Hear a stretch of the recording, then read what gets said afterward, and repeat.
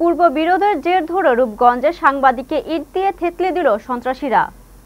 পূর্ব বিরোধের জের ধরে নারায়ণগঞ্জের রূপগঞ্জে ৭১ টেলিভিশনের সাংবাদিক রিয়াজ হোসেনকে ইট দিয়ে থেতলে দিয়েছে সন্ত্রাসীরা। নারায়ণগঞ্জ রূপগঞ্জ প্রতিনিধি আইটিভি বাংলাকে জানিয়েছেন, উপজেলার পূর্বাঞ্চল ৩ নম্বর সেক্টরে ছমু মার্কেট এলাকায় অবস্থিত সাংবাদিক কার্যালয়ে এই ঘটনা ঘটে। অভিযুক্তরা হলেন রূপগঞ্জ সদর ইউনিয়নের সালাম মোল্লার ছেলে ফারুক মোল্লার ছেলে বাঁধন মোল্লা, ইমন মোল্লা ও ফাহিম মোল্লা, সিদ্দিক মোল্লার ছেলে সুমন মোল্লা, ওসিউদ্দিন মোল্লার ছেলে কাজল মোল্লা, মৃত নাসির মোল্লার ছেলে রিজভী।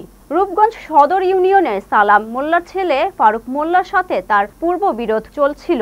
এরই জের ধরে বুধবার রাতে অজ্ঞাত আরও ৪-৫ জন মিলে পরিকল্পিতভাবে হামলা চালায়। এ সময় তারা তার মাথায়, ঘাড়ে ও পিঠে ইট দিয়ে আঘাত করে। এই বিষয়ে রূপগঞ্জ থানার ওসি লিয়াকত আলী বলেন, সাংবাদিকের ওপর হামলার খবর পেয়ে সাথে সাথে ঘটনাস্থলে পুলিশ পাঠানো হয়েছে। দ্রুত অভিযুক্তদের আইনের আওতায় আনা হবে।